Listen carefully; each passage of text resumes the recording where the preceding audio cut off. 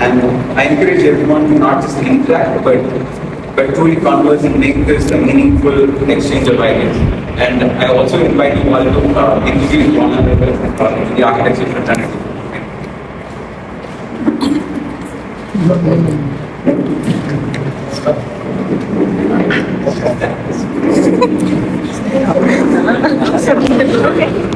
Hi everyone, I am Rajesh.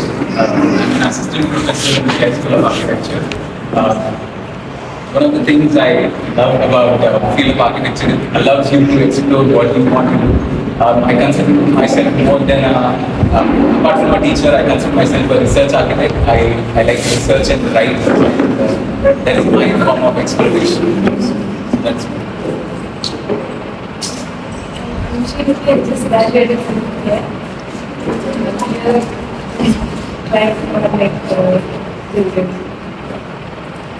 Myself is architect Pinto George. So I'm a faculty here as well as an alumni here. I've been a part of foundation team for almost 5 years.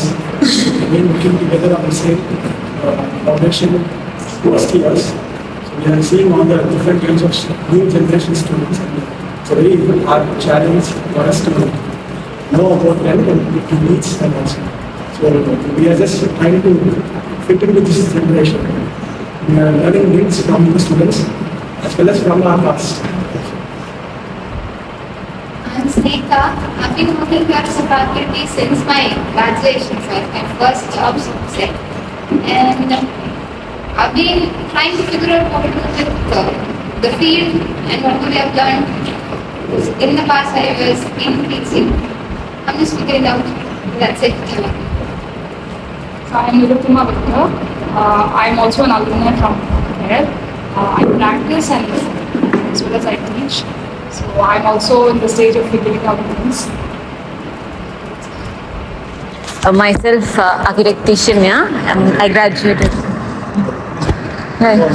I'm Vinodan. I'm currently working in Bangalore and some small projects doing in nearby places. That's it. I'm Abhishek, an alumni. Working in Storm Architects in Madurai. I'm currently doing small practice in the name of good story, which is also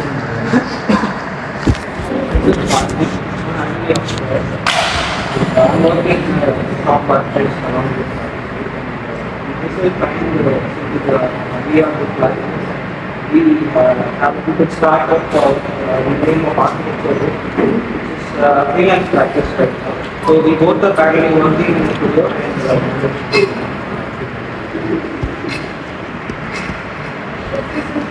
Working in studio and we are practicing.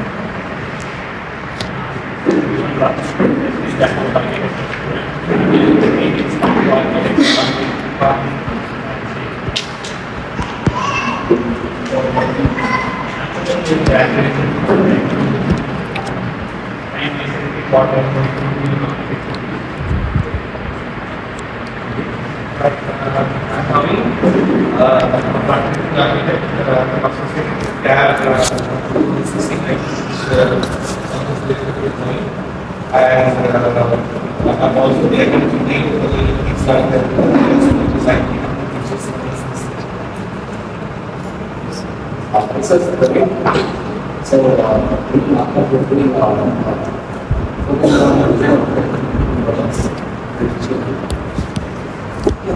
So the title will mostly international meetings, but I just start participating.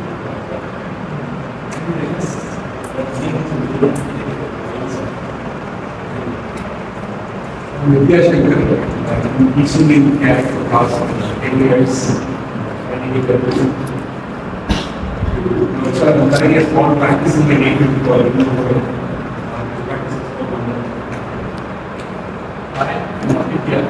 I'm learning at CAD. I'm working with Tom and the specific guy from CAD. I am listening part.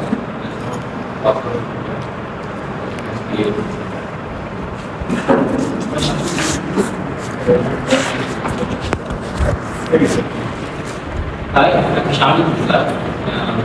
I'm in CAD. I just graduated. I'm working as a teaching associate. Is it Let's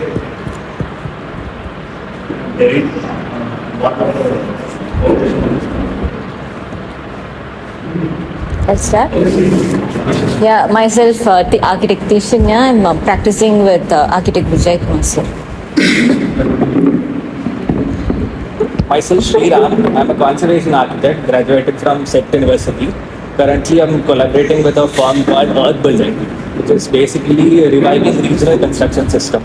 So the firm is in South India and Ladakh. So we take up projects in South India and Ladakh. We are into mud and line-based construction. Hi, I'm Ganesh. I'm an architect and I recently did my graduation from Polytechnic of Bengaluru and just came back from there. I had worked with Chaya sir before as an intern, so it has been a very pleasure to meet him after a very long time with most of the subjects. As I'm an architect, the hotel construction industry, doing renovations and interior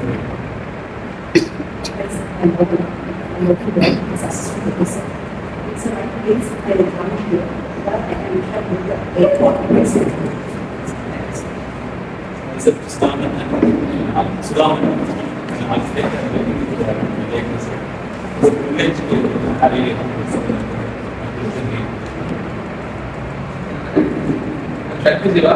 student here at currently doing expert. I'm here as practicing architecture, especially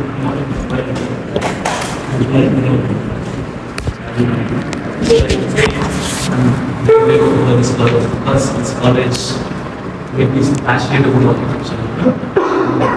This college made such a very pleasure to be here. My name is Raju Kumar. I'm an architect and experienced with visual storytelling for comics, books. Some of them I get Ramalikam and I have my wife, Gayatri. So that's what I have an experience, the health teacher and the park. We try to design classrooms. I've been trying to teach in various locations in various countries. Continuing to pursue. I completed my PhD. I'm working as a housewife.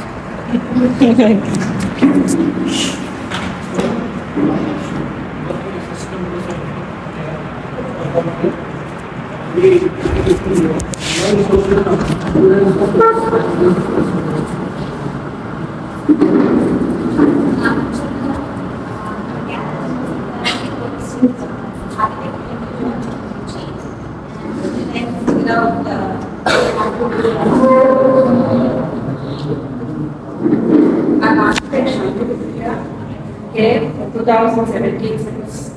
I'm very happy to be associated with this. This place gives a lot of freedom to explore. I always have an attitude to unlearn and even if I'm taken on very get things.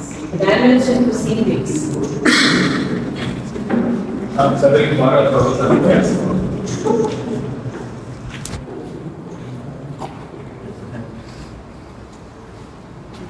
Two of you also. Don't be introduce yourselves.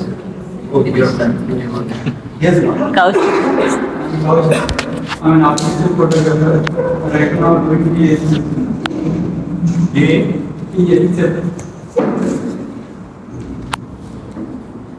Yes. Rita is here. It's Shamita, and I've been here for the past 5 years. And Sata was not there. Hi, I'm Safa. I have enjoyed the childhood and enjoyed this.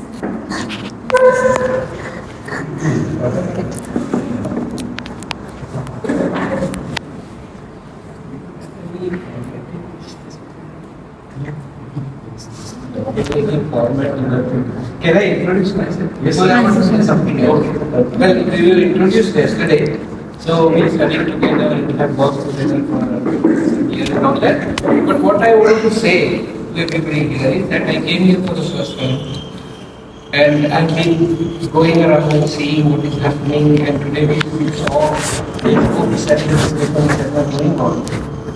I think I have two things. One is that there's a different kind of air here. Well, vibration, if you like. I think it's very nice. It's quite different even in terms of what is being done, and I'm sure Chaya has contributed a lot into making it that way. Plus, I also felt that there's a kind of family feeling. That old uncle has come after many years and he's brought another uncle. And really that feeling is there, which is very warm. In fact, we call Malika Zaka. No, so I really felt that way, which is very nice and very positive, very warm. So I want to thank you all for doing this and also for inviting me. Thank you so much. So is there any format in which no, do? Otherwise, I was thinking if I can just say something. There are some things which we have discussed during our practice also. But I think that since they are young professionals, some are working, some are teaching students and others also. When you talk about doing things or making things, there are various dimensions to it as an architect. One is that you can practice and then show what is to be done. These are not mutually exclusive. You can practice and do it. Or you can only teach and try to bring about the change. Or you can be a critic and write and bring about change. Or you can do research and bring about change. So these different ways of doing something, and for the next generation to, if you could talk a little bit about that, because sometimes we have discussed whether we could do this kind of work in our office or not, should it be hand done or not, and then we will say, well, if we don't do it, somebody else will do it. They'll do it worse than us, so let us try to do it. Sometimes we'll say, no, this kind of thing we cannot do, etc. So I'm saying practice, teaching, critical writing, and research, if there are any other dimensions you can add. And the overlap of those and how it can, everything will change. You know. By teaching, you can change a lot of things. So that is what I think, if you could talk a little bit about that before you go into actual question, that's a suggestion. In addition to what you were saying, there is a belief, or so many of us are daily things like that. What? Just teaching is not going to be sufficient. Either teach and practice, teach and research, teach and be critical. Teaching alone, it's not going to make much of impact on the academics. That kind of feeling is there in me, in Jay, or in so many of us. So you can be talking on that also. Just teaching at home. Yeah, that's what I meant. I mean, how many of these things you can do, how can they can be overlapped? Yeah. Actually, the way we grew up, all our teachers were practitioners.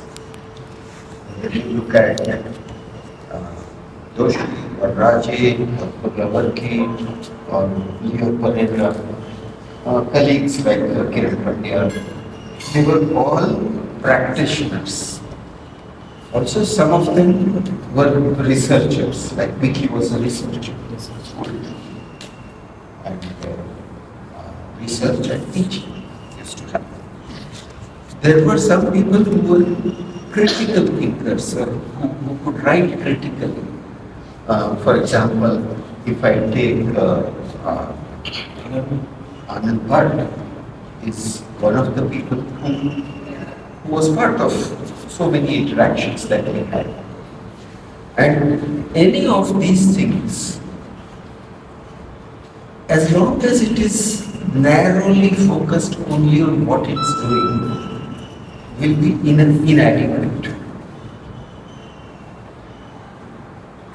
Whatever you are doing as your main work, you might be at a certain point in time very busy with building a building or making sure that it is constructed properly or built according to your design. But at the same time, you will be concerned.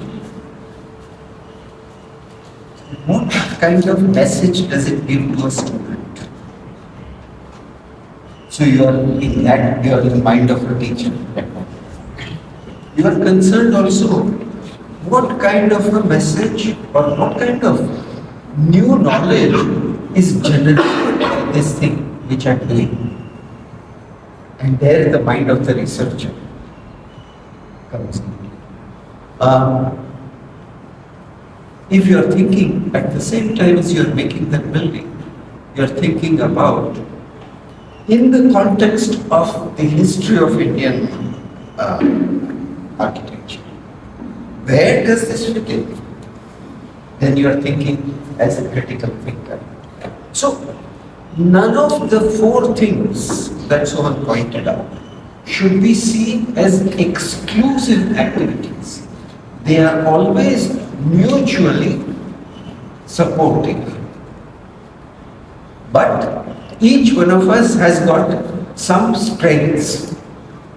Some of us have the strength to explain to somebody how one can understand a question, how one can take it apart, how one can bring it together again, what are the references that we can look to, and so on. And we become teachers. There are others who are very much better at not telling anybody how to do it, or not explaining, but who actually can sit down and make sure that it's done well. They are practitioners. But they don't forget that if you put a student next to them and tell them that, look, this person will sit next to you and observe what you are doing, but will learn from that. Then there is a learning happening there also.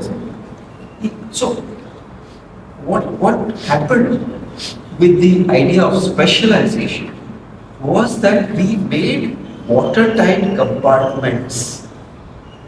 And in fact, everybody's brains were sealed off into watertight compartments. Like, this is domestic life. This is office life. This is life with my friends. This is life with, I don't know.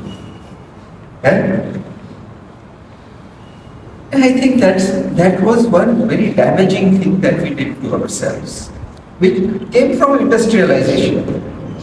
If you want to make a chair, then somebody is making the legs, another is making the back, and so on and so forth. And you say you can divide it into parts. There is specialization, and that fellow keeps on making legs only. Another fellow keeps on making. Then they both become dull. They don't do anything else. So the real question or the real approach that a school of architecture develops is to say that life has many, many dimensions. And different people are great at different aspects. Now, sometimes we don't get along with those who are. For example, I have overheard while passing somebody's door. In fact, we had no doors here. So, from the cabins, previously they used to be open, now there are doors. So, when it was open, I have heard some colleagues of mine discussing me. I was director. Hey, usko drawing nahi aata. He can only talk. And then somebody else said, can't explain anything. Somebody, I'm describing somebody else, maybe. We don't get on with each other. So in a school that also will happen. That there will be viewpoints which are quite against each other and held very passionately. I'm sure you are seeing fights wherever you are teaching or wherever you are working. In an office also. It's not only in the college. So one of the things that I learned was that this kind of that goes on has value.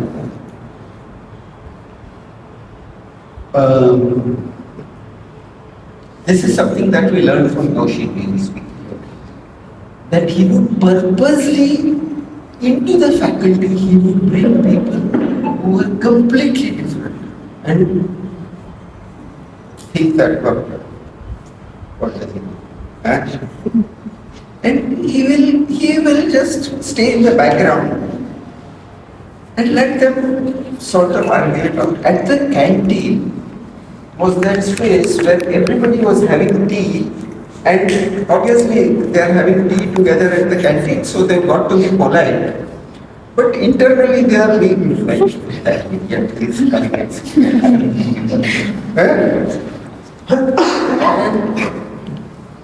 This kind of thing is part of a family. So what's one said that this is like a family, he said the good part of it. In a family, there is also, yeah, his younger brother of mine, that sister, she doesn't know how to behave, and that keeps on happening. So I think that as human beings,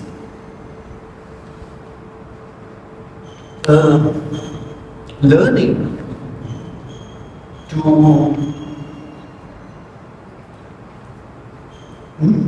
accept is a very negative word. Learning to enjoy angularities. Like, at least I can laugh. For example, with Mickey, and I can tell him right on his face also, that I could laugh because he was screaming in the class. And he could laugh because I was doing something in class and he was okay. And both of us could openly tell each other that, hey, what do you think you are? This kind of atmosphere, I think the teaching process or the learning process is more than anything a process of socialization. Because you come from one kind of background of socialization. You come into another, and after 5 years you are going into a third. Yeah? That's why those who are studying here, they have to go out also and work and come back. They can come back, they should come back, but they can also work outside. Because that going out does something. So the process of learning is not only what is on the drawing board, but is actually the interaction which is happening all the time. It's a kind of learning through experiences, not through theory. Yeah.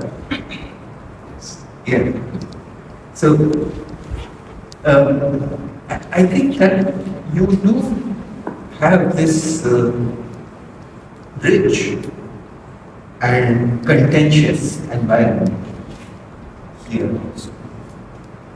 I mean, it looks very nice and polite when it is, when somebody comes from outside. So, even because I come after such a long time. But otherwise, there are angularities here which show up in later meetings. It's all right. They should be there. Yeah? And it's the job of somebody like Belinda, which is a very difficult job, of taking all these characters. Because I have done that job for 10 years. I know that there are characters and they don't work together, and somebody is saying, why is that man getting advantage and what is happening? You gave them that much leave, I didn't get, and it keeps on happening. Minor matters, but actually major things are behind. And I think that this kind of thing, this kind of gathering is important in understanding that we are all different and we all have different values and we stand for those values. We don't give them up that easily. I can't convince Sindhuja that, yeah, it's okay, you can do this way. No. It will be something that she develops on her own. And the student develops something on their own. And was it just now talking about, yes, Pinto and they were saying that new students, they're having a different world. I was looking at Pinto and I thought, this guy is maybe 5 years older than me. Maybe at the most 10 years older than me. And he's talking about that these young people do. To me, they both look like as if they have just come out of a classroom. And it could be Srinidhi, or it could be somebody else. And it is such things. The generations are always different and they are always the same. Always the younger person is supposed to be rebellious and disagree, fail to do things, show no interest. That is a young person's tool. Old person, their tool is to say, "We've got to finish this by tomorrow morning." And that is their tool. They don't do any other tools each other. Once in a while, you get somebody who says, "Okay, you're saying by tomorrow morning one." I remember there was one class whole. You remember Mickey used to make those 3D. Yes. Huh? In his workshop. Yeah, in his class. And to make that, each one took quite some time because you had to cut the cardboard accurately and stick it properly. It was a 3-dimensional L shape. So it took quite some time. So most people, they worked all night to produce. Vicky had set the minimum that you have to come to the class with 15. They barely 15. There was one guy who was very good at his skills. And he made 40. And he was giving people in the class, "You have computers." Vicky comes in. This is what happens, that the challenge that you throw is sometimes thrown back at you. Yeah? And that is the real joy of teaching. That you get, suddenly you get somebody who says, "This guy is more than what I have bargained for." We get students like that. And in front of them we have to sort of, but inside we have to, if I was at that level, I couldn't do this kind of thing. We just have to shut up. Yeah? So, one of the things about teaching is that, and also about practice, about research also, and about critical, that what it brings back is more important than what you put in. It brings something to you. As a musician, he will know exactly that. Because it's a very harsh field. The instrument will not agree to anything. So you maybe so you can about that. No, because all these fields, they are this pencil, what it can do, there is only little bit it can tell no about. but their instrument can tell no about so much. It's very difficult, especially the instrument I play, which is the sarod.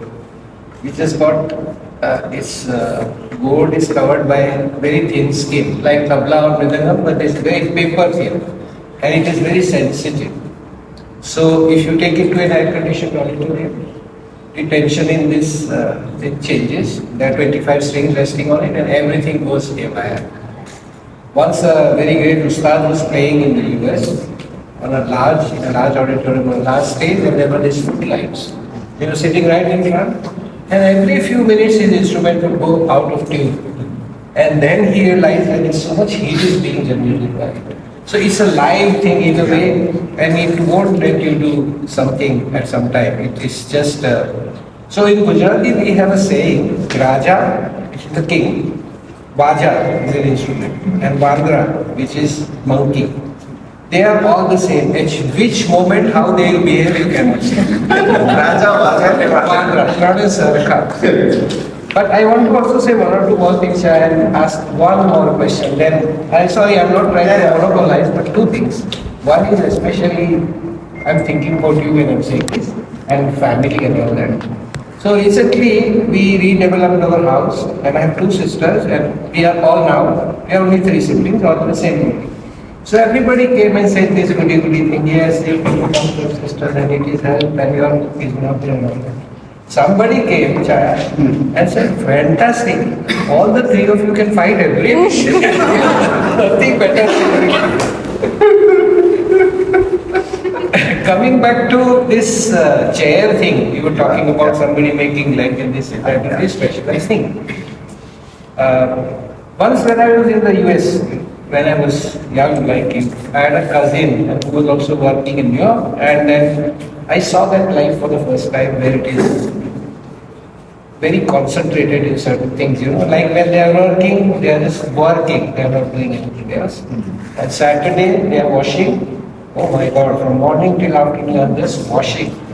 And when they are ironing, they are just ironing for several hours, and then they are cooking. They make so many things and put them in the freezer, because next week when they start working, you don't have time to do all this. So that is that side. On the other hand, if sir comes to Ahmedabad tomorrow, however busy I am in a meeting, I'll say I have to show him something. And I will take, she comes, let me show you where is the best thing in Ahmedabad, and take her. And we'll go and have a par. In the busiest of the meetings, we can do anything. So there is a very interesting mix of things happening in our day-to-day life, considering and comparing to the Western life.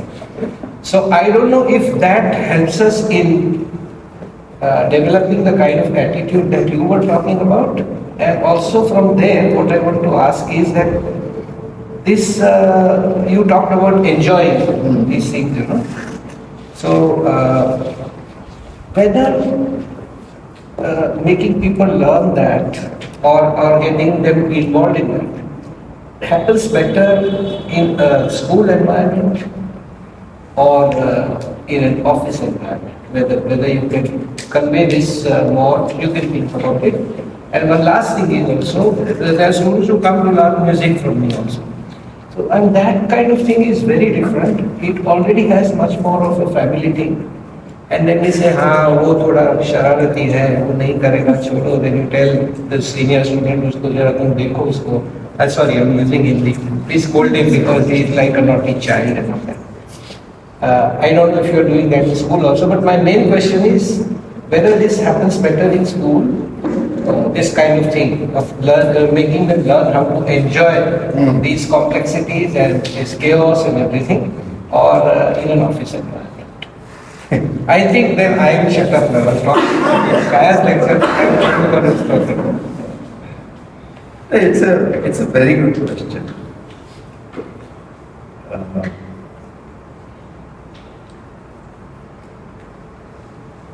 What happens in a classroom and what happens in an office? I think one difference which is very much there and which I'm trying to get rid of in my office, and I always got rid of in my classroom, was the in offices what people have is you got to finish this by tomorrow. This much work I've given you, you finish it, do it properly, no mistakes, and tomorrow I want it. And so it is purpose driven. There is a fixed purpose, and it is driven by that purpose. And other things are not supposed to interfere in the performance of the necessary things for giving that product. In a classroom, ideally, it should be the opposite.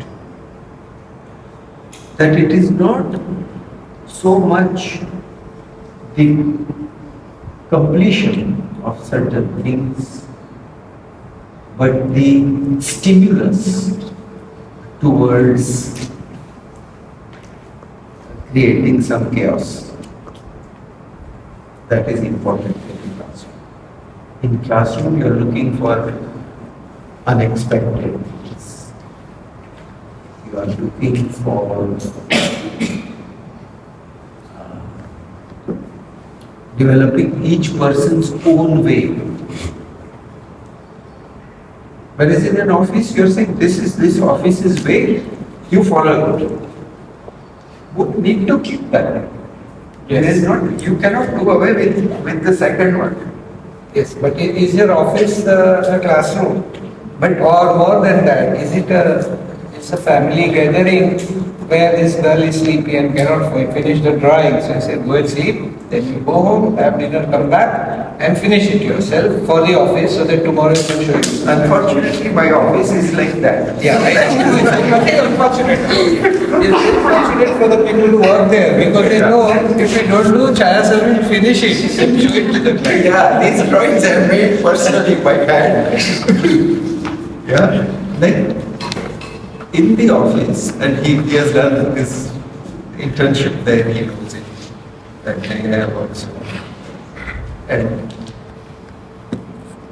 I try to make the office really a classroom because I think that contributes to the work that our office produces. That the office produces something which other architects will not give you only because there are that's sitting there who will do something which you didn't expect to happen. Then that was very, very difficult for us. He was continuously trying to improve things which were quite good already. Just as I was about to leave, sir, fine. And then it would take 15. So it is that kind of an environment where each person is trying to do something which is beyond what they require. Yeah?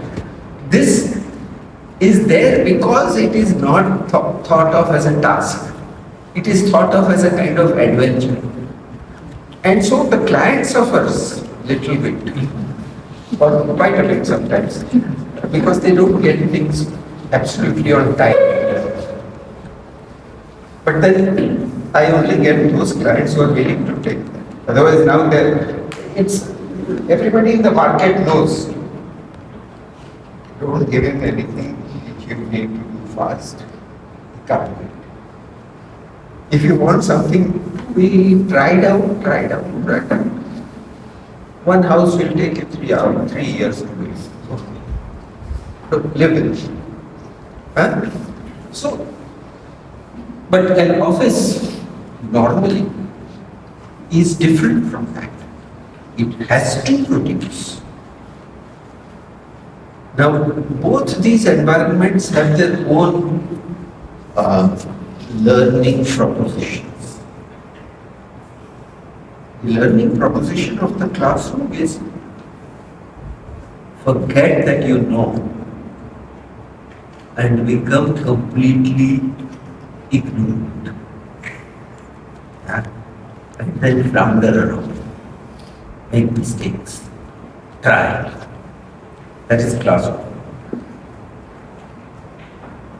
The ethos of the office is use whatever knowledge we have, use it in the best possible way to fulfill the problem at hand. Both these knowledges or both these attitudes are very useful to all human beings. I mean, let's take a simple example. Suppose I have to cook lunch. I might be somebody who sits dreamily in the kitchen and say, hey, what about if I mixed up the tomatoes with the drumsticks? What will happen? Let me think about that. And let me try to work out a dish. You won't get lunch. So for lunch you will have to say, I know how to cook rice, I know how to cook dal, I'll do this, I'll make sambar, I'll make rice. Yeah. Today you will eat normal things. But once in a while I say, hey listen, today you will have to just hang around for a while I'm trying something. And this trying something adds to the family store of knowledge.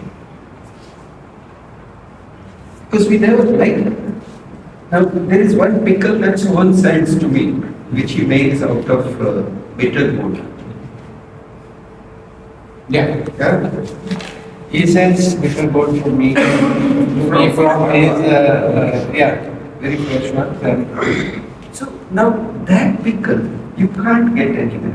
It does not exist. It doesn't exist. I just felt like he said, okay, can Chaya sent me this, can I not make a pickle? Made and it worked. It worked. So that means that everything that human beings do has two sides. One side is performance of certain known things. Like when we speak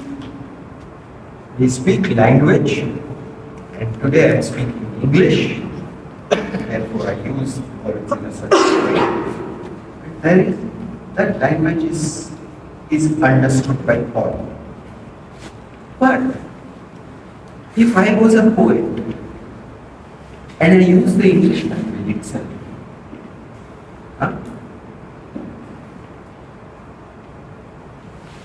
and I said, April is the cruelest month, breeding lilacs out of the dead land. Does it make sense? Because April is spring, it cannot be cruel. And then lilacs are growing in dead land. How is it possible? None of that is sensible. But it is an experiment with a certain kind of sense of something wrong with the world that the poet is expressing. The same language is available for poetry as it is available for communication. And architecture's language is available for both these things. That's the strange thing, that in the same building, there will be things which have to work, have to perform. But the poetic aspect is woven into it. Same way as poetic aspect, like, look, this morning he had idiyappam. And how it's a standard dish. But it is as poetry, certain kind. Yeah? So there were both these things are there. In music also it's very much there. Some of you are learning music and some of you have stopped learning, you have to continue learning. My Guruji tells exactly that there is one space which is your riyas, your practice, that is exactly your classroom, where you play the wrong things, you play this instead of that and all that. Try everything and get something from that. And the other one is the performance. So the office part is like performance. In a performance, I cannot really do that. Of course, I will experiment, but within a certain limit, within a certain kind of framework. But here in Riyaz, you just do, you take bitter gold and make a love, whatever you want. In performance, so there is a class and office, performance and Unless Riyaz. you become a very famous musician, then people expect you to do even, or you become a doshi in our, that in his, he has no qualms about experimenting in front of you and even failing and saying, no, actually I was just playing with that. Hey, yes, he will show you that it can happen. But don't do it in the beginning of your career. And we can't do it even at the age of 75. So performance is performance. Practice is practice. Both are required. Probably the class studio, the hierarchy is not there, almost everyone is equal.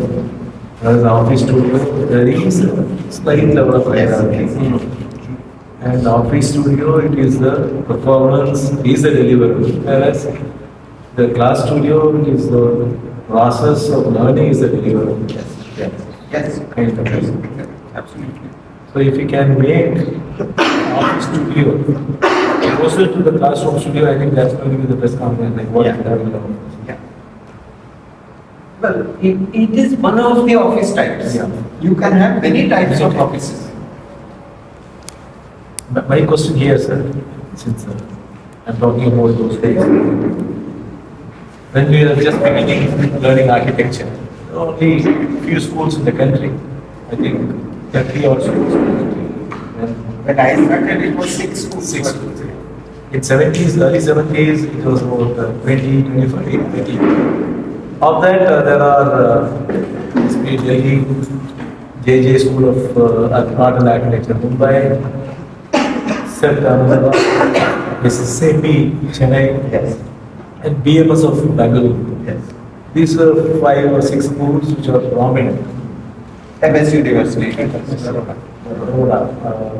it was not that known this part anyway. But slowly, self stood up, still standing up. But not SPAs, not BMS, not SAP, not this and that, even JJ. They're supposed to be the oldest school in the country. So you are point on that. Yeah, actually, an institution is also continually in the process of learning or process of encountering the world as it exists. And if institutions become too satisfied with the answers that they found at some point, or if they think this is our way, this is the way we do things, and now it has to be in this family we only then there will be others who will find other things.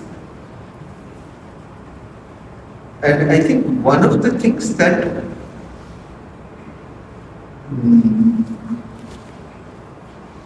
CEPT has, but I fear not as much as before. That might also be second question.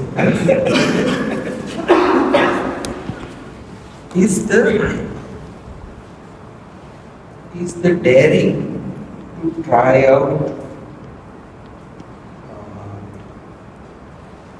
things which might not work. And I think that is something which is required. Even if you look at any other thing, any other field, it will be those who are willing to risk, get something more out of it. If you don't, if you think that no, this is as much as we can do, if there is no risk involved, it cannot reach a level of the cutting edge of thought. I think one of the things was that there were a large number of mavericks. I mean, you look at Leo Pereira, you look at Rajan, and you look at Gurla. They are three completely different people. And I have seen them fighting also sometimes in the faculty meeting. It is that kind of a variation which fortunately Ahmedabad does have a continuous coming into place of new thought. And there are new architects and SEPT has a taking them up. But the institutional format is little less flexible than this. But I think any place which has diversity of people will have something happen. Not the diversity of people alone, or sometimes even a good academic leadership. I think SEPT had that Doshi as a leader there, now somebody else as a leader. Fine. But SPA, JJ, all these schools, they don't have any that kind of leadership. Yes. Even SAP Ananda in the Chennai school was doing good. Yeah. The direction is good or bad, that I don't know. But as long as the third year was there, yes, he was taking a good leadership and taking it to a direction. Whether it's a good direction or bad direction. It was. Okay. Like everybody respected. Yeah. The third year was doing something. Right. So I could realize, I was a student then.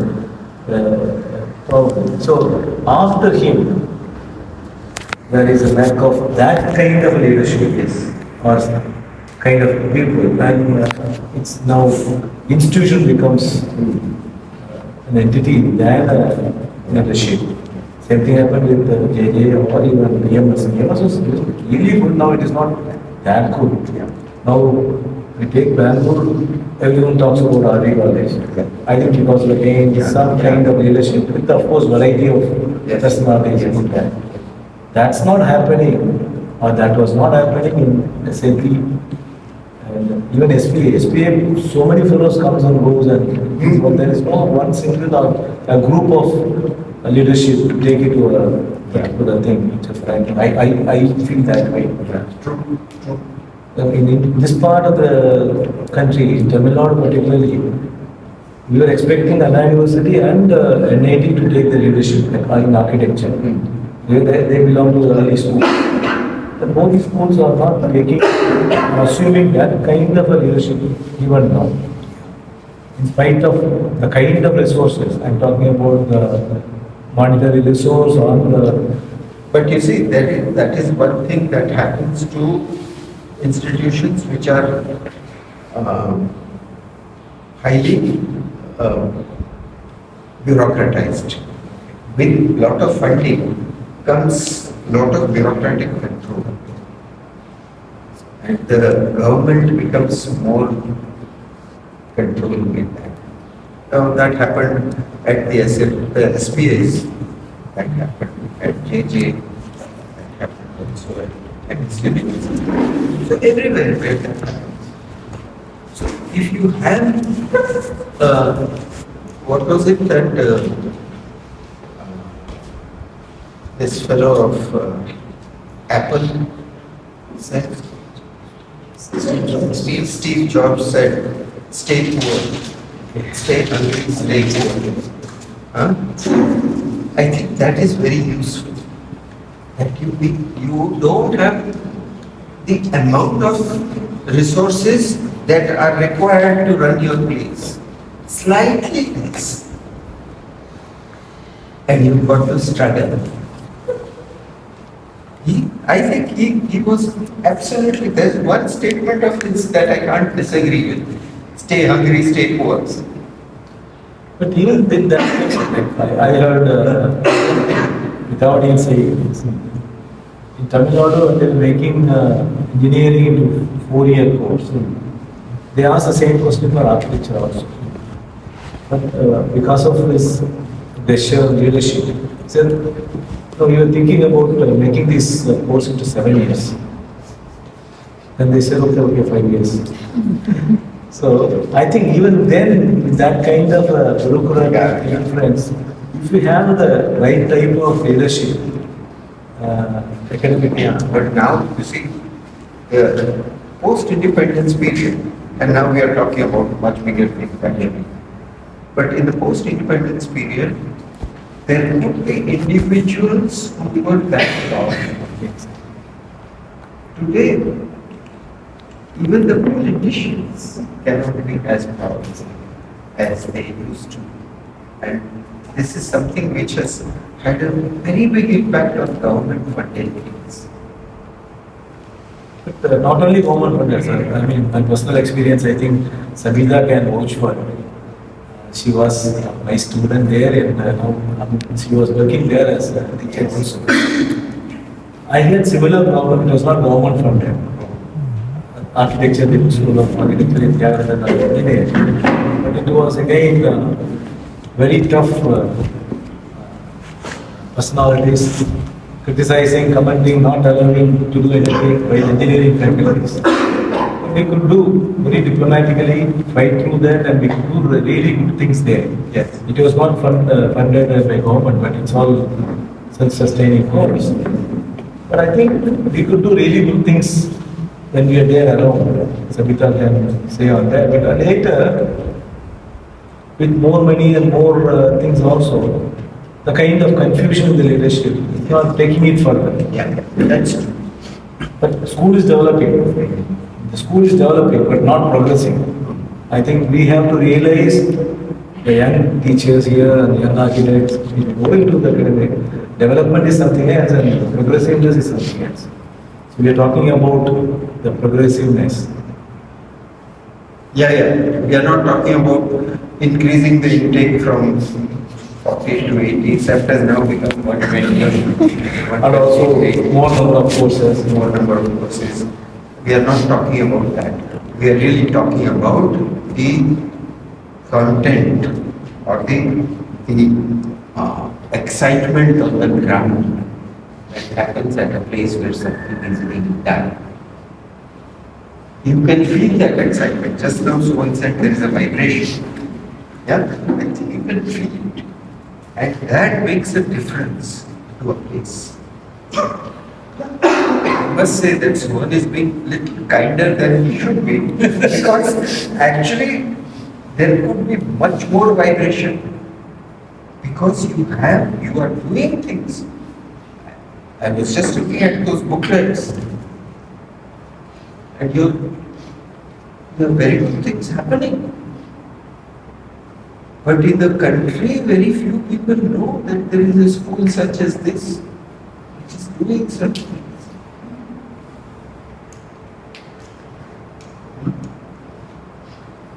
Now, why I raise these points? The schools, several of the schools, there are so many schools in Trichy earlier. Yeah. Now, so many schools have been closed. Yes. And they all say that because there is no intake, we are closing it down.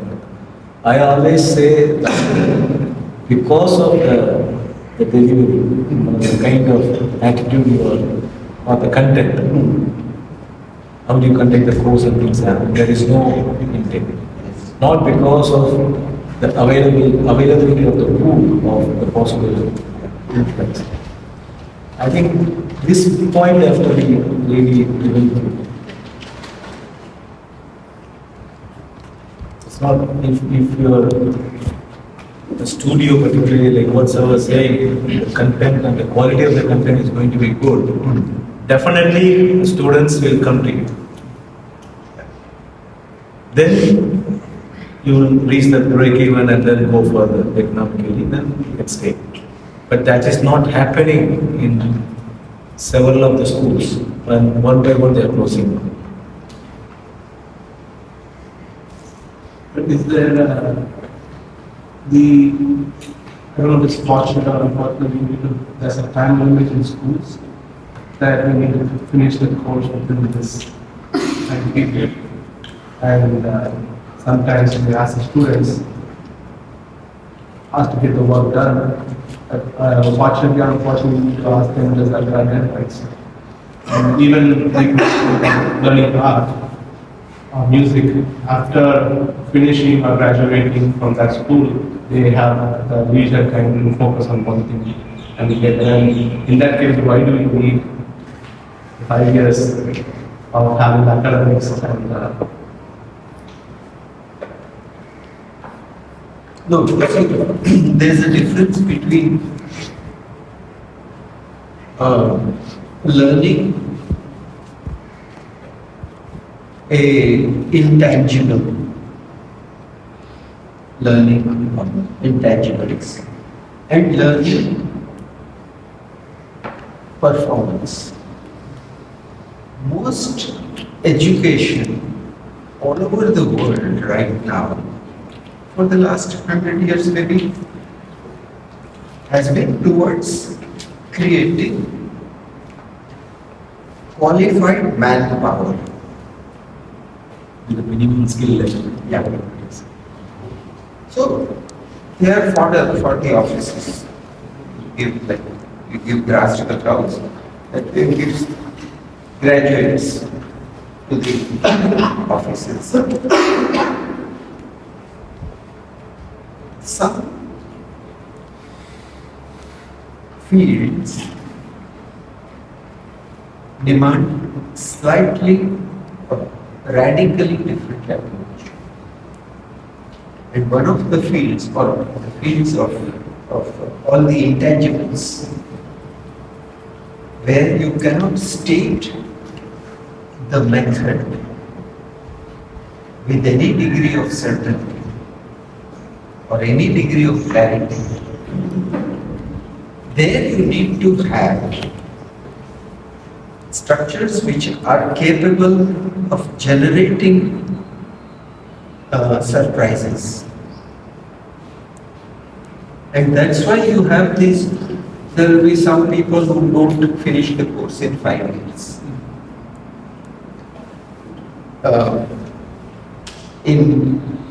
In SET it was quite normal for now they have some rules. But earlier on, there were people who did the course in 10 years rather than 5. Not that they were lazing around. Somebody went somewhere else to travel and see a country. Somebody went and take part in something. Somebody went into theater, somebody went into music, then they came back, they continued. Those are there. I'm not suggesting that there should be lots of people all the time doing that. Shall we say it is a matured learning system? It's actually experimental learning. Experimental learning, okay. That's a better word. That they are, they try out this and they do that and they do that. And so there isn't that kind of, just now, in fact, so I don't know if you remember, there was this guy called Jeetal, who used to be superb at making models. Jeetal Chokshi. Suddenly, I got a phone call from, Jeetal was from 93. He joined the college in 93. He ought to have finished in 98. I got a phone call from him. Sir, I'm in Ahmedabad. Just submitted my thesis. Then SET has got this, once in a while they do this big mela that those who have not submitted, they can submit now and they will be given their graduation. So he has just submitted 93 students. Excellent work. But he got very upset with something that happened in the course. And he said, no, this is not the way to do it. I don't agree. And he left. Then he's working in in Manama. He's working with Kaivalya Dham. And building their buildings. Some big heart specialty hospital. He's good at construction. So he's taken that over. There are guys like this who are doing things. And we find it in our field. There are people who did not complete the course, but who are so good. And we say, let that person come. Yeah. Like Dilip. Dilip never completed. Dilip, one of the typists in the office, she called him in, Rima called him one day. Said, Dilip, you are completing your thesis this semester. After 5-6 years of he says, nothing doing. You are going to tell me what you want to write. I am going to type it. And your thesis will be completed this semester. Dilip is now a graduate. So there are angularities of different kinds. Take Sri Kumar on that.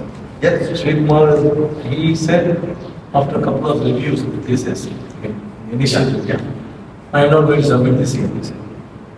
I was saying, it will help you one purpose, I am not happy. I don't want to submit, and he didn't submit. He submitted the next year only. Yeah, taking a drop. Yeah. And after he joined for his post-graduation, I think his thesis, one of the best thesis over that. Yeah, that's right. Not on the side. No, but you see, the thing is that the college also has to have, because not all students are of that kind. Some students need a little bit of a push.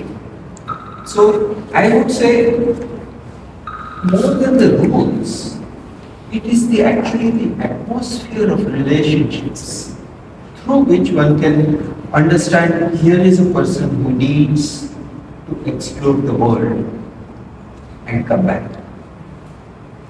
And you allow that. And you allow the other kind of person who said, look, your father is struggling very hard to make sure that you complete this course. Please help him out.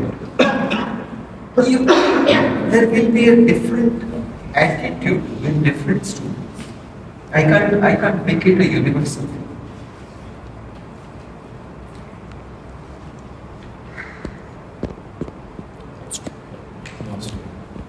Sir? Yeah. Sir? Yes. So coming to the point of office cultural living thing, it's like it's kind of living only. It's about what I live. I'm not work like field. I used to cook there, eat there, sleep there. Actually, it's all about night, 1 o'clock, 2 o'clock. It's like that only. But we are working in some point of depth. You are saying that it's not about task. It's about refining and again working with depth. In some of one of my projects, in the depth itself, which means I am fallen in depth, which I taking more years, and I lost my principal event, which means a discipline we can say, or principal we can say, or lost it. I didn't know which I lost only because I went in depth to find the space. So again, it's come to a certain level. At that time only I realized the discipline principle is not there. So totally it's come end up with failures, which means it's not fulfilled. With the depth only it's there. Depth only a little bit of the depth. Oh yeah, I like this kind of things. It's there. That only. So you see, this kind of living itself. Also, there is we losing ourselves. the responsibility which I have. I feel like sometimes crying for the responsibility, which means there is such a responsibility with client is taking money like anything. Suddenly, I'm realizing I'm lying myself to it might be cost this much only. So I'm doing something else.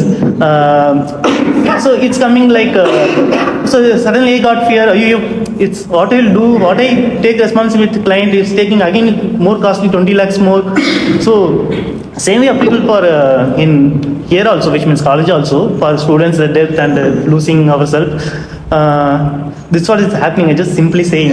But I think that this is a very important point that to be free or to be exploratory does not mean the absence of limitations.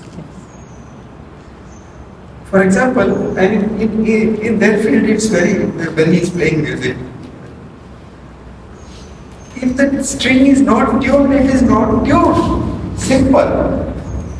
And so with us also, just now, Professor Vasavada was telling me that he had to throw out somebody from his office because that man came and drew the Mangalore tiles the other way around.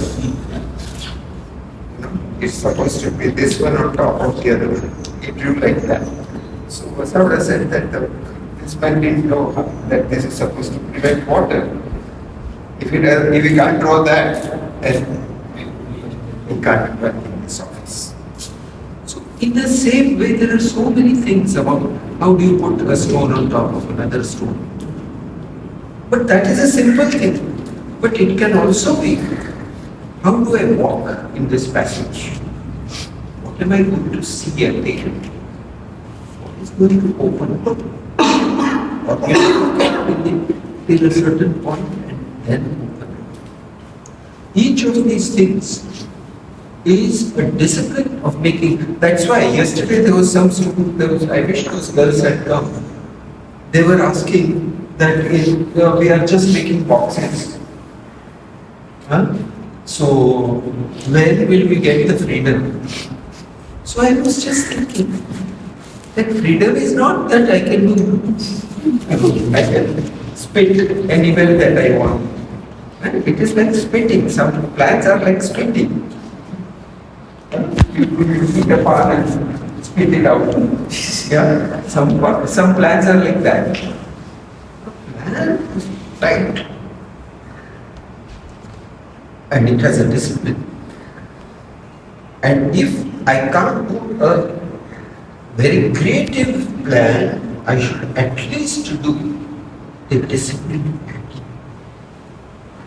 I can say that, okay, my abilities were a little less than what should be, but still, this I have fulfilled the responsibility. Yeah? From there comes slowly how to, like in this building, these drawings, I keep on looking after many years in a bigger scale. And in order to learn how to make the roof and the flashing, I studied Lutyens' drawings for the English country houses. And I spent a fair amount of time getting the roof sets. And it is that which is, so Valkyr taught us one thing, roofs can either be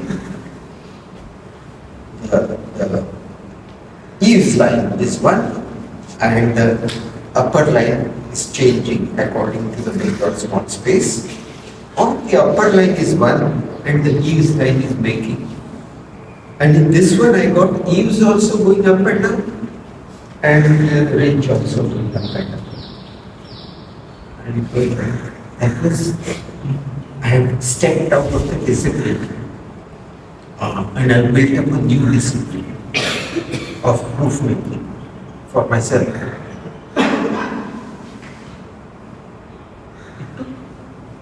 It took doing.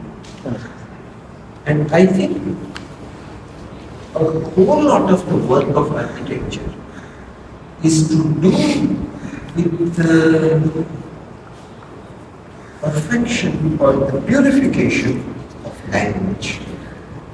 Much of it has to do in any work. Not so much the unusualness of a plan form or the unusualness of a geometry. Just look at it. You take the best songs that you know of in Tamil films. Huh? They will have 1, 2, 3, 4, 1, 2, 3, 4, 1, 2, 3, 4, or 1, 2, 1, 2, 1, 2. Some rhythm. They will have only 3 or 4 kinds of rhythm, not more. Huh? And with that, so much has been done. Huh? If you can beat that, then why are we demanding that we should have freedom of a certain kind? So, I think that discipline is not the opposite of freedom. Freedom is not the opposite of discipline. The two are intertwined. This is something that happens in the class, it happens also in the practice. Are they just interlocking or they complementary each complement? If you have a right hand, then you can have a left hand. So taking further away from the studio subjects, if we talk about other subjects, the theory subjects, services, history and things like that, any comment on that? How to handle those subjects?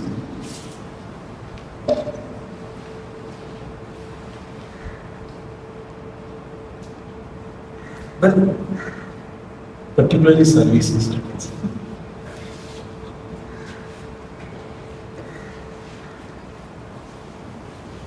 in our class, I'm thinking of my students. Suhan and I were good at all these subjects. At service. Then, before the examination, at his house and in my hostel room, there would be tutorial classes for the rest of the class. Right? The rest had not paid any attention during the semester, and they had to learn it at the end. As it happens even now. That's the case. I don't know whether that is good or bad, but one thing it did was that we were able to straight away get into building. Immediately after our graduation, both of us got jobs in which we were dealing with projects right from the beginning. Me in Nigeria and I in Kenya. In Kenya, I was handling a 330 unit housing project. And I had to conduct site meetings with 20 people sitting in the meeting and all that. And I had to deal with quantity surveyors, structural engineers, services engineers, this engineer, that. And I could do that because I had learned all those things. So it is useful that these subjects are seen as very interesting, fascinating subjects. The only reason why some of our classmates did not get interested was that they thought that this is what do you think so? Something like that. Yeah, it's very true. Another sense I have about this is that we used to think of them as different subjects. They are not different subjects. It's part of what we are doing. And then also they could come in at any time of the learning process. It is not like sequentially. When they say the learning is comes from music, yes. I'm just beginning to learn and the string breaks. My position is going to change the string. I don't even have an idea of what size of string it is or how to do anything. So how can I change? I have to started learning yesterday. It doesn't matter. And a tabla player comes, an expert, and said, play with it. Now I don't even know what to do. But he said, no, you play with it. It is going to come into your playing eventually. So if these things are, I didn't see tabla accompaniment as something separate, which will be learned later. So it's like these subjects are not to be learned later. It is part of all we are learning, but one of the things I think you mentioned is that somehow they are seen as something boring and technical, and also I think we had that, many of us said, "Arey, usme kya hai yaar, pipe?" I'm sorry, Hindi. You have to take this pipe from here to here. Now, what is the big deal? I want to create spaces. That's okay, that I can do. So I think that also, Yeah, I think part of it, I think so, is the glamour that is given to design, right, as a field, free of all considerations of the real world. And that glamour, I think a school should continuously work to make the students understand that it's not just glamour. This is something which is actually going to be made. And wow, if I can get the joinery of that wood right, it is going to be fantastic. There should be glamour to that. Yeah? Like the steel details. Yeah? And I think so then the divisions are not. and then if you think of when we have come together, like competition and all that, we are working on ideas for a large site. At the same time, we are working on the wall section and how will the frame sit on this. Everything you have to be able to develop at thinking at different levels and including different themes. Because sometimes we think that okay, let me do this design, the service will come later, or something else will come later. But I think that we deliberately try to jump from one scale to other, from one aspect to the other in the process right from the beginning. Yes, and I think I would put greatly the credit for that on Varghese. Yes. Varghese made sure that even when you are thinking in terms of a principle, you are always aware of the making of it. That the making is so important. And then you are constantly moving between idea as principle and idea as execution. Constantly in between. So therefore there was always the wall section. And I remember we used to have somebody in the class, they would think there was some wall sections. And we would just make some stupid drawing. And in our case, like a section was really the basis of making an architecture. No question. And you can see that international competition that Varghese is leading us, in that also, the section is worked out as if you are really going to construct that building. But how to inculcate that kind of an attitude to the subject? I suppose one of the ways is to continuously show that architects do this kind of thing. Nowadays, a lot of architecture publication is only showing the visual aspect. That way, that Futagawa's books, like all the, what was it? He would have photographs of buildings, but then there would be detailed sections. And those, I think we have to show the students that the detail or the making, again, the word detail is anyway, now people say, oh, engineers. But detailing is thought of as some, oh, that guy is good at detailing. And so he is useless, he is not an architect. Yeah? So, instead of that, I prefer to use the word making. That the way something is made is of extreme importance.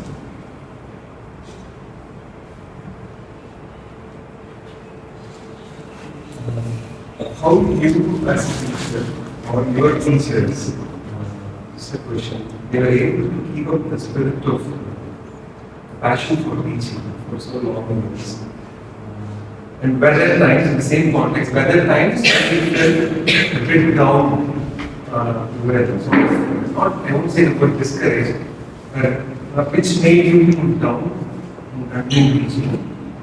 And what kept on continuously inspiring you in the same force to teach? Because I have been seeing you from the past 15 years. I'm asking this question from the context because I feel sometimes now, because of various reasons, I'm not able to relate to the new generation like what Victor said. Or I have my own skeptical thought about the profession itself, which keeps fluctuating. So, were there times for you or your teachers where they were down on teaching, they were not able to keep up the spirit? And what helped to resolve that? One more, I'd also like to add to what we wanted to do, that nowadays the teachers that seem to be overwhelmed to enter the students. There's a certain fear or they are overwhelmed. They are not enjoying it. Both the student and the teacher both are overwhelmed together in the students. And they end up playing very safe. As you were saying, there is no exploration or planning. The ones that try to do are under even more pressure because they are unable to generate deliverables. Top 40, you can hardly see one or two students who give energy to us. So there you can find the possibility of exploration. So the other students, we cannot see any energy from the students. So it should be mutual. Then only we can also contribute, and they will also, we can even develop this exploration. Most of the times I find myself talking to the teachers more than the students. I think one of the things is some of the teachers we had, like Professor Varki, he was working so much more than we were working. It was to shame. Like you are doing something, and then you change the idea substantially, you started doing something else. He looks at it, and the next day he brings his diary and says, you are working along this line, no? Your project would have developed this way. Now you change it, so it's going to work like this. But there were 3 other options related, and he has 5 schemes ready for you. Of course, he won't give you, he'll show it to you. But I think they were doing so much work for what they wanted to teach. And then, I don't mean to refer to any teacher now, but if you have not thought about anything that you will do and what will you teach, or you are not involved, then you will naturally hesitate in going to the class. Because sometimes people do like that. I think just go to the class and start. Let's see what they are doing. But then there are some teachers who are really prepared and they are so deeply involved in what their school is doing. And so that difference I think we noticed, especially in the case. Yes. Yes. So actually there are several questions here. And let's start with maybe what Victor said. And so I was just wondering, when you were studying in your class, how many people were passionately interested in what the teacher had asked about? Yeah, I would say that I have the same comparison. And also I was very discussing 10, 50. No, almost 50% of the class we were 50% was fascinated. No, at least they have this curiosity to know what it is. But sure, there is no curiosity. You are a very, very lucky fellow. I don't know if I in your classmates and out of our batch, I think 6 people went to the second stage. We used to have what was called stage clearance. So stage clearance was if you hadn't got a minimum of 144 credits up to third year. No, if you had failed in more than certain number of credits, then you would not be allowed to take the next semester. So first you have to clear all those previous credits. So from our class of 30, 6 of us went into stage 2. And out of those 6, 4 actually landed up in studio, the last studio together. Only, yeah, there weren't that many of us. So out of 30, 4 went to that last stage, unchecked by any other happening. That's just 13%. Yeah. So I think that there will always be less people who are passionately committed to what they are studying, especially now that everybody is being sent to college. You'll find that your class will have, if you have out of a class of 40, if you have 8, you should feel very happy. And that 8 can be done in many ways. Yeah? The rest we will have to carry. Yeah? So that is one part. The second part of your question, the teacher's fear of doing the class. When Sol is talking about preparation for the class, it's not preparation that is happening just before the class. It is your total preparation as a human being to encounter the world. That, one, I will be with young people and they have a world of their own. And I am participating in that world. And my way of doing it is going to be shaped by my college days, my this thing, my understanding of life, etc. etc. That's why working on go at 1 o'clock at night with us singing on the way to liberty.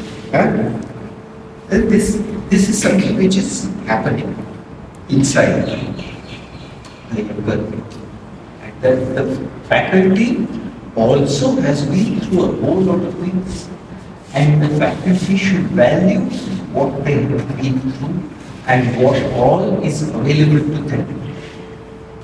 Like reading or seeing movies or listening to music or literature. Each of these arts brings something to us, enriches us, and we can convey the excitement of that to the student. If we can, I think that makes a lot of, at least some of the students in the class will be caught by that. Yeah? And therefore, you will not feel bored by going into the class or feel scared of going into the class. Because you will have a richness inside you. That means you keep on participating in your favorite things. Don't lose that. Read good books. Listen to music. Listen to, go and see art exhibitions.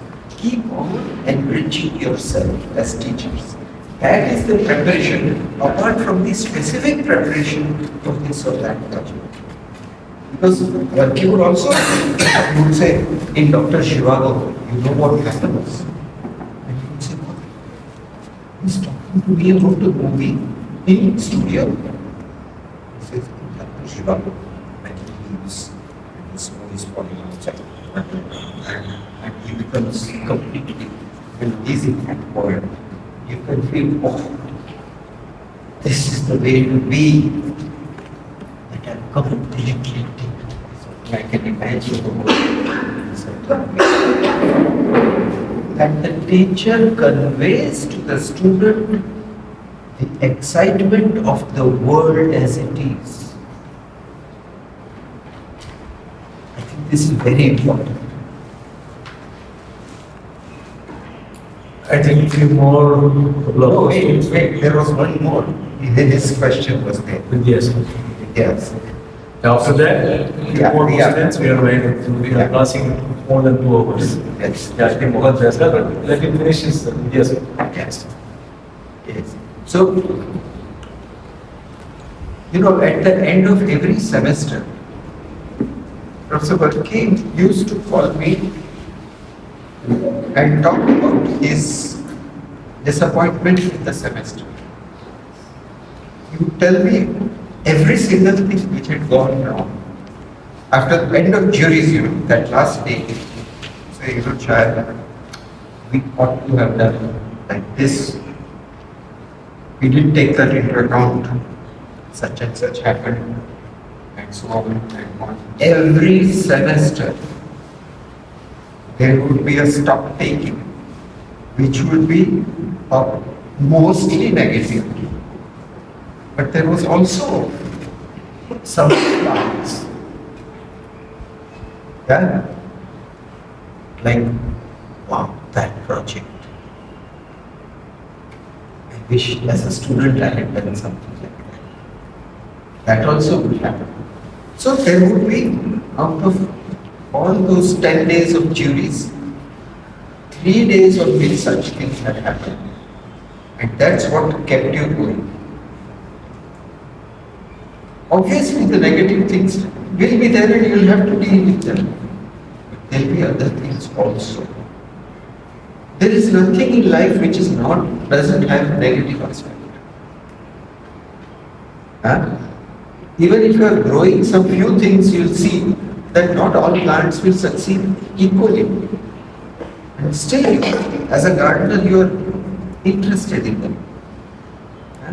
And I think this has to be something where your interest is not dependent on success, but your interest is dependent on the richness of what you experience. And in the semester, I would say there is always few people with whom you get that. One student whose eyes began to shine as you were talking something. Some other student who sat there and you could see that student. I remember one girl, she was a dancer. Once I was going to discuss with each student. But that day, I stopped and I didn't go for it. She was doing gestures, sorting out her design completely. And I was like a dancer and work, and yet it is architecture. I was completely taken by that. There was nothing I could contribute. Something happened. This happens in every teacher's life. Somewhere or other, it can be a simple thing. That one student makes something and says, and you can see that student is fascinated. So, negative things will be there.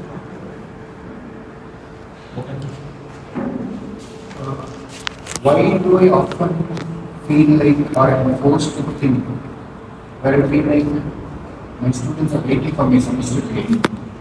Not because it is too demanding, not in terms of deliverables, but in terms of relevant thinking. How I'm just, as of now, when I started to travel in this direction in search of some answers or solutions, is it just the trajectory of a particular batch where the faculties have to do that bit of synthesizing amongst themselves to find this trajectory? The trajectory of a particular batch is enjoying this process of thinking, not just producing sheets. Or is that the only solution, or there are multiple facets to it?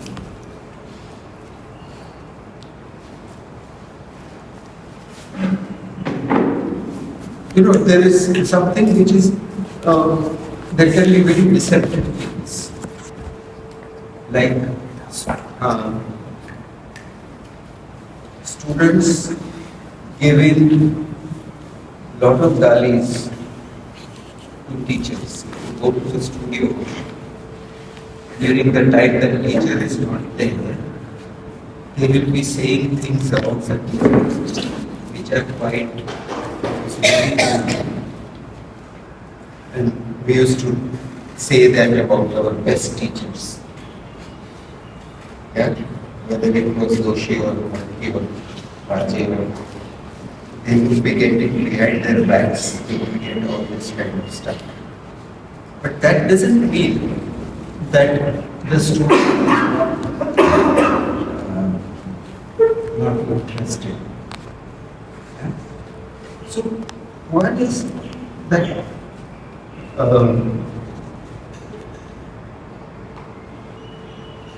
How the ending of semester that you wish the semester would end, that also is normal. Or unless you, I've just now come across one Mangeshi's class. He told them that now semester is over, you just make the drawings. And they said, no, we are not happy. We would like to work some more. But you have to come. So you get students like that also. How does that happen? That happens by 2-3 things. One, how is the project framed? Is it framed in a way in which something fascinating will come? For example, suppose I am designing, I am setting the students, design a school. Then I can say so many classrooms, each classroom is like that. But suppose I don't have that method. And I say that it is you have to 10 of you have to become classmates and create one class which is a fascinating class for learning, let's say, geography. And each group, there will be 4 groups in the class if there are 40, each group does one presentation. Then from there you come to, out of that, what are you bringing into a program of a place of learning? What are those things that you understood then?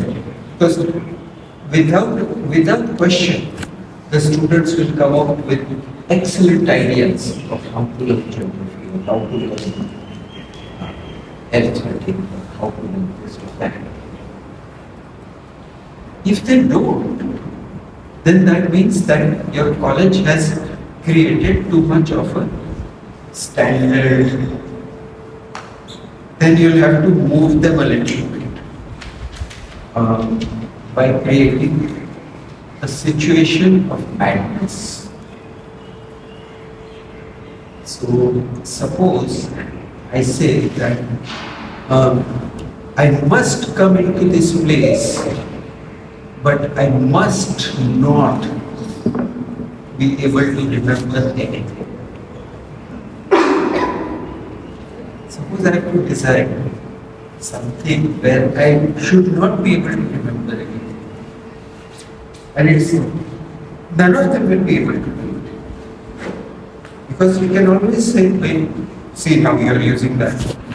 That is remembered. Use this. Through that, bring a notion of where the whole idea of learning, memory, all these things, how they are connected. From there, start to build a program for design. Like that, I think every project has potentiality of thinking of its characteristic flavors in a significantly personal way. Personal means not individually personal, I mean generally in groups of 5, 6, 8. And through that, but then again, your semester cannot spend a lot of time on that. So it will have to be limited amount of time. So you will have to have what is called a charrette. And for the next 48 hours, we are going to be in this place. Maybe you have to go to some village, geography or something like that to stay, because on campus they will not allow you 24 hours of. You will have to create a sense in that this is intensely interesting through that kind of activity. It is not the content of the program, but the activities through which the program is encountered that can become a tool by which the teacher does something interesting.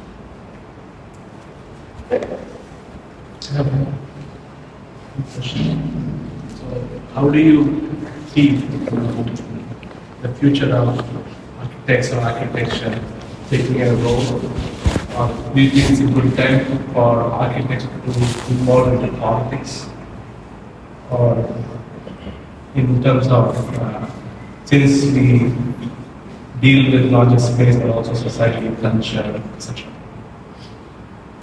Well, right now there is one architect who is the head of a state.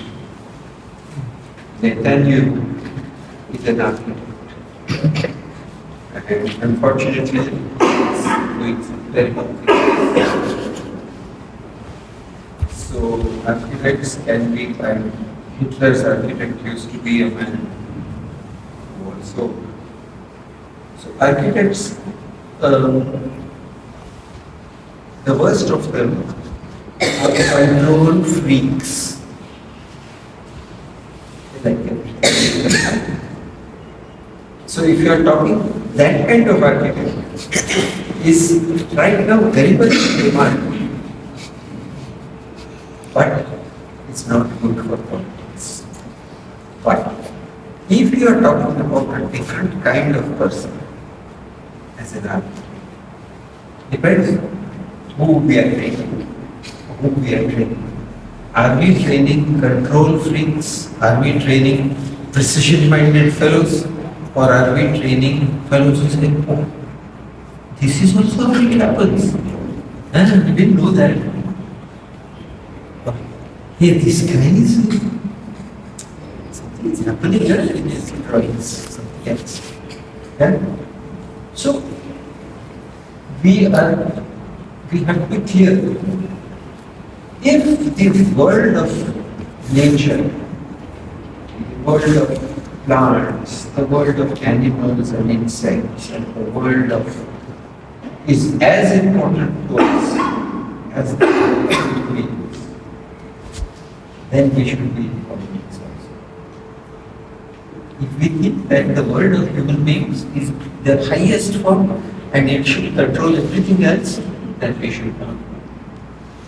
I think we should be prevented from doing it.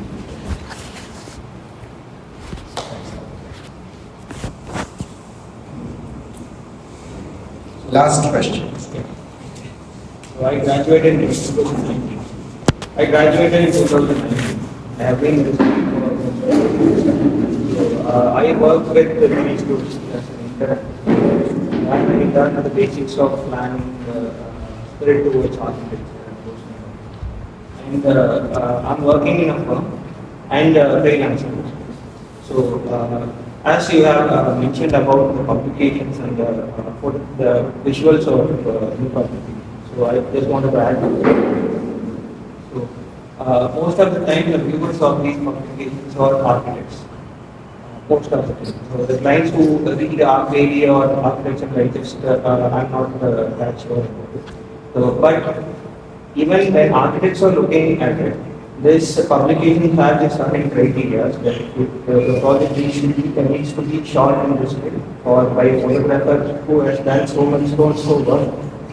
And it should have this visual quality of pixel and those kind of things.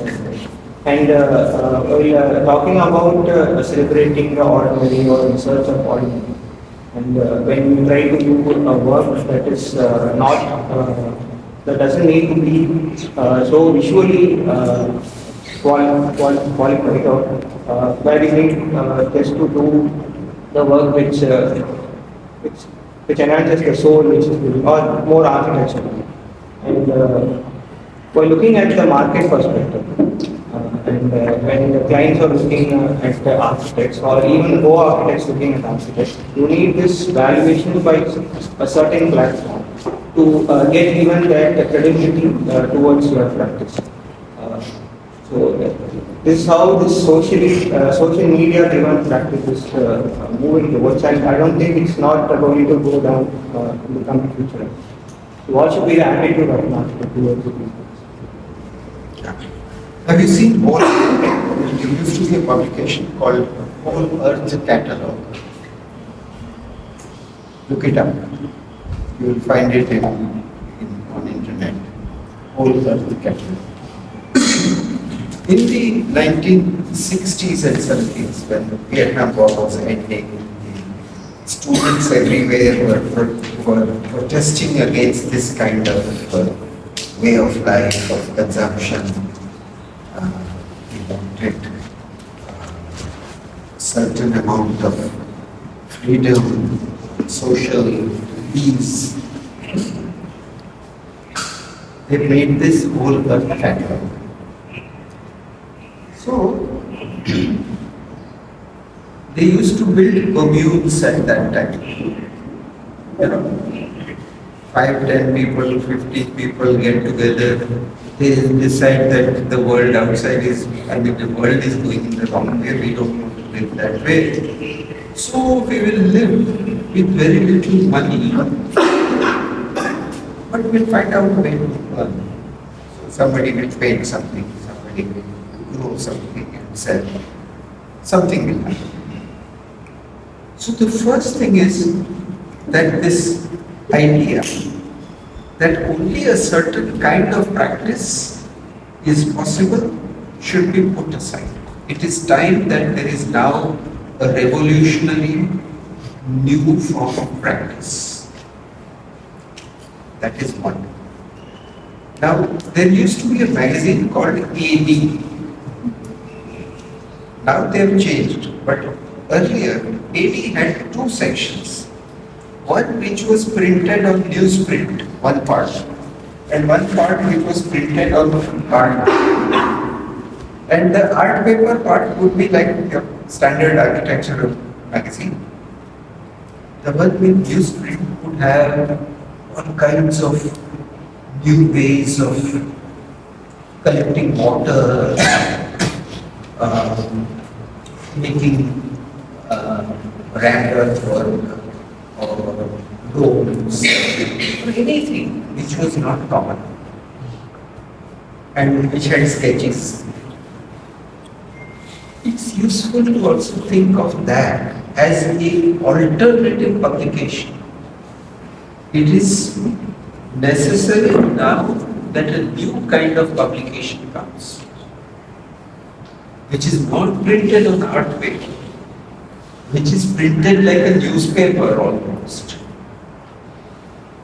Yeah, which is printed like a comic book and which is cheap.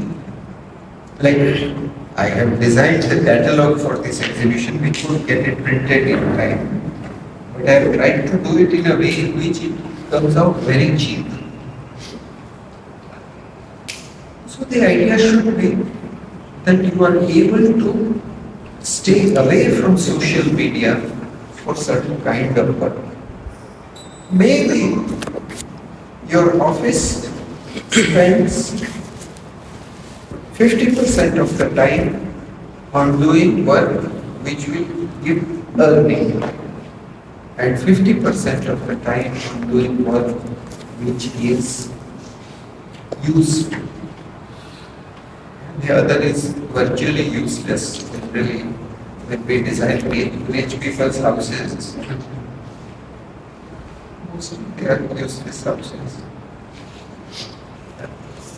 But it's okay. We can do it. I think now we are not as poor as we used to be. You will not see the days when we were poor. That time we could not think of.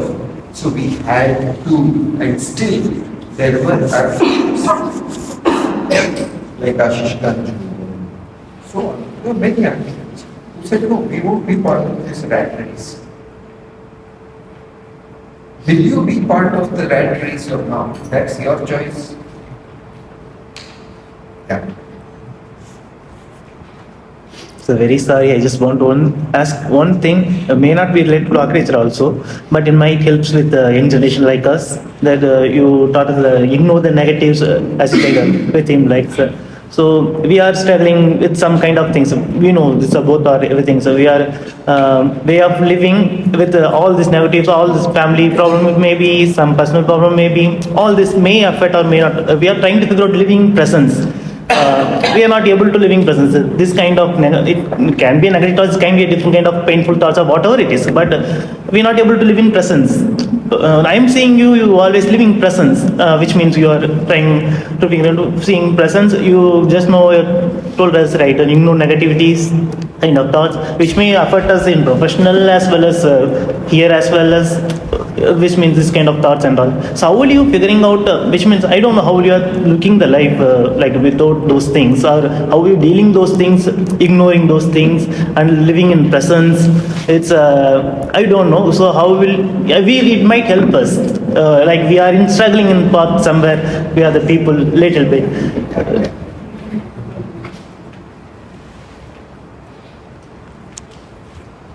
Basically, you have to not know.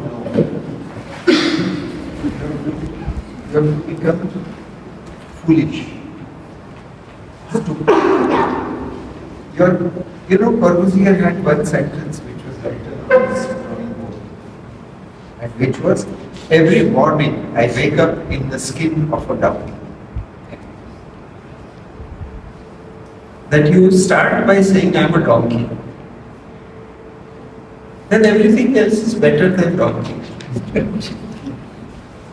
Positivity is not like dawa, some kind of medicine that you give. It is not having comparison to some ideal which you fixed before. So you just say that I am an idiot. And as an idiot, this is the way I feel. Now let's start. And I'm sure something else will come. Try it.